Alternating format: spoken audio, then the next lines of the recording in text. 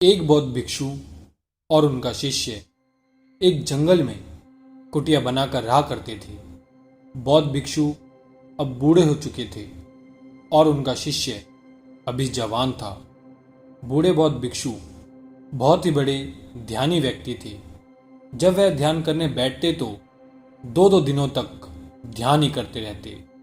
उन बूढ़े बौद्ध भिक्षु के पास एक बहुत ही अनोखी शक्ति थी कि वो ध्यान की अवस्था में भविष्य को भी देख सकते थे।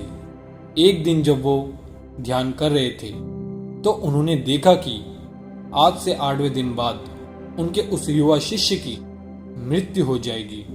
उन्होंने अपने शिष्य को अपने पास बुलाकर कहा, मैं तुम्हें अगले 7 दिनों की छुट्टी देता हूं। तुम इन 7 दिनों के लिए अपने घर रहकर आ सकते हो।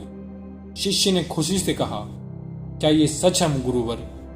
शिष्य मुस्कुराकर कहता है, हाँ, मेरा पिछले कई दिनों से अपने घर वालों से मिलने का काफी मन भी कर रहा था। गुरु ने कहा, ठीक है, तो तुम अब जा सकते हो, लेकिन याद रहे 8वें दिन की शाम होने तक तुम्हें यहाँ वापस पहुंचना है। शिष्य ने हाँ में सर हिलाते हुए कहा, ठीक है गुरुवर, मैं पहुंच जाऊंगा, लेकिन आप अपना ख्याल रखिएगा। अब आप बूढ़े हो चुके हो, इसलिए आश्रम का कोई भी काम हो उसे मेरे लिए छोड़ देना। मैं वापस आते ही उसे पूरा कर दूंगा। इसके बाद शिष्य गुरु का आशीर्वाद लेकर पहाड़ी से नीचे उतर गया, बिना ये देखे कि गुरु की आंखों में अपने शिष्य को खोने का ये दर्द कितना था। शिष्य के गांव के रास्ते पर एक नदी पड़ती थी।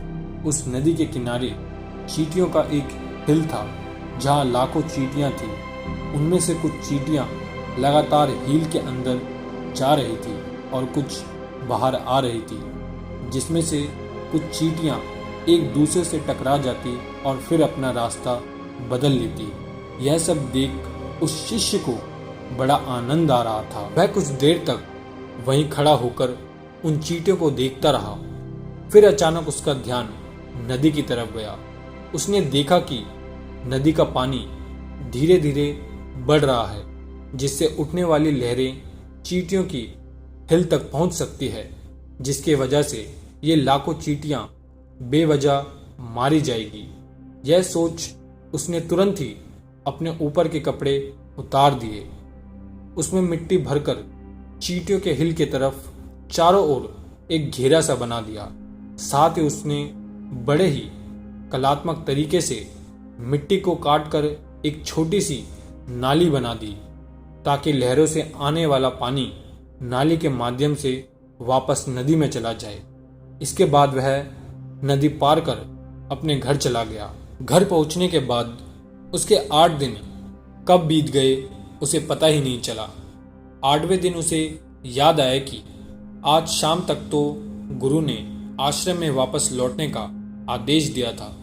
उसने उसी रात ही अगली सुबह आश्रम के लिए निकलने हेतु सारी तैयारियां कर ली थी। सुबह होते ही वह आश्रम के लिए निकल पड़ा। उसे उम्मीद थी कि वह शाम होने से पहले आश्रम पहुंच जाएगा। शाम हो चुकी थी। यहाँ गुरु आश्रम में बैठे बैठे यह सोच रहे थे कि आज तो 9वां दिन है। अब तक तो मेरा शिष्य इस दुनिया को छोड़ चुका होगा। वो इस बात से काफी दुखी थे कि वो मरने से पहले अपने शिष्य को देख ना सके। गुरु बैठे ये सब सोच ही रहे थे कि उन्हें दूर से एक इंसान आता हुआ दिखाई दिया। उन्होंने ध्यान से देखा तो चौंक गए। अरे, ये तो मेरा शिष्य है। गुरु ने दौड़कर शिष्य को गले से लगा लिया, लेकिन वो इस बात से आश्चर्य भी थे कि 8 दिन बीत जाने के बाद भी अब तक वो शिष्य जिंदा कैसे है। गुरु ने शिष्य से कहा कि यहाँ से जाने के बाद तुमने जो कुछ भी किया है मुझे बताओ। तब शिष्य ने चींटियों वाली कहानी गुरु को सुनाई।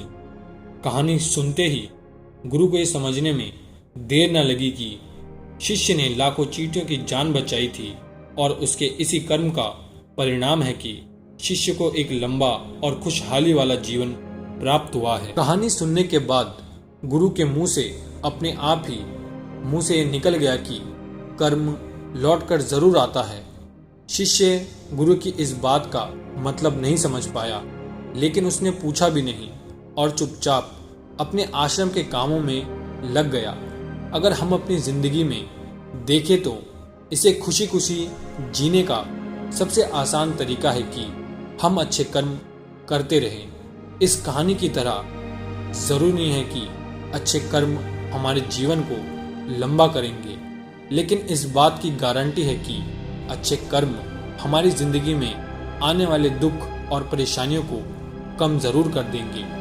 कर्मों का एक बहुत ही साधारण सा सिद्धांत है कि हम जो कुछ भी करते हैं उसका कई गुना लौट कर हमारे पास ही आता है। फिर चाहे वो अच्छे कर्म हो या बुरे, दोनों ही लौट कर हमारे पास आते हैं। अच्छे कर्म करने के लिए ये ज़रूरी नहीं है कि हमारे पास पैसा ही होना चाहिए, और ना ही सिर्फ किसी की जान बचाना ही अच्छा कर्म कहलाता है। किसी असहायता की मदद करना भी अच्छा कर्म कहलाता है।